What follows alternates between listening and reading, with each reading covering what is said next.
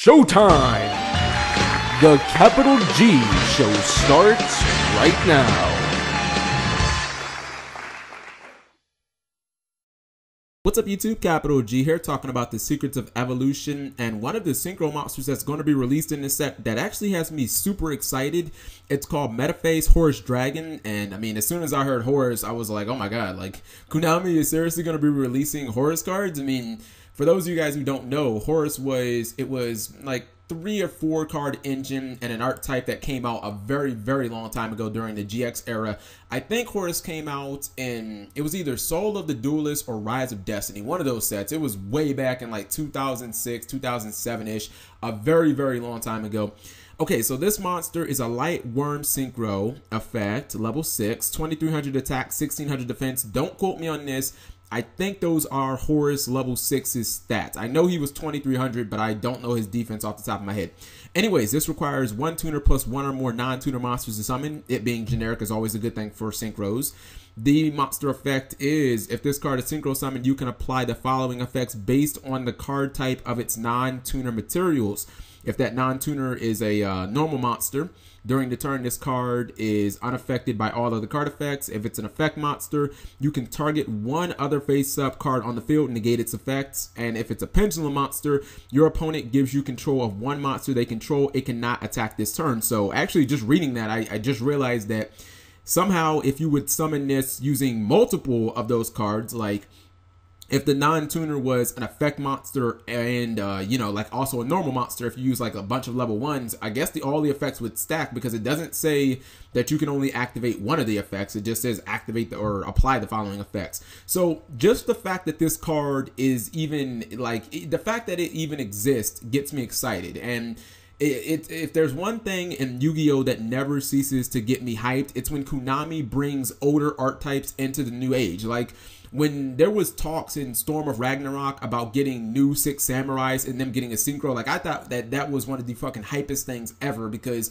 you had a really old art type that won, you know, YCS's, did its thing, was really good, and then they kind of brought them into the new age, made it super competitive, and it at least gives me hopes that maybe they might do this with Horus. And I like that this card actually has 3 different effects. Let me just touch on one thing. Why this card is a worm and not a dragon, I have no idea. I don't really think it's relevant. I just wanted to put that out there. But anyways, okay, so the fact that it's generic and it has 3 different effects based on, you know, the type of monsters that aren't tuners means that this card should fit into a ton of decks. The first effect, being unaffected by all other card effects, is really good. The problem is, I don't really think that anybody's going to, you know, synchro summon this using normal monsters. So, I mean, we can pretty much just throw that effect right out the window. I don't really think that that's going to happen too much in this day and age. The second effect I actually think could be quite useful, the one where you synchro using an effect monster, and I say that because negating a card effect for a turn, it could be good against floodgate cards. Let's say you're playing a deck like Shadows, your opponent is locking you down with a Macro Cosmos or a Soul Drain or a Shadow Mirror.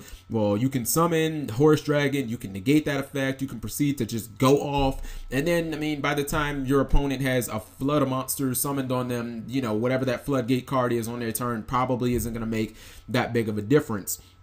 I think the third effect, if you look at it, is just, that shit is just game breaking. I mean, basically you get a permanent change of heart for any monster that they control. I mean, sure, they get to pick the monster, so, you know, it's not like absolutely the nuts broken, but it doesn't really matter. The fact that you can get face downs is something that's surprising to me, because there aren't a lot of monsters in the game that can take control of face downs. Usually, if you can take control of monsters, which is an effect that they don't put a lot, they don't build into a lot of monsters to begin with, usually it's only face up. So this guy can snatch steal face downs too. So, I mean, I don't care that I can attack. I got your monster.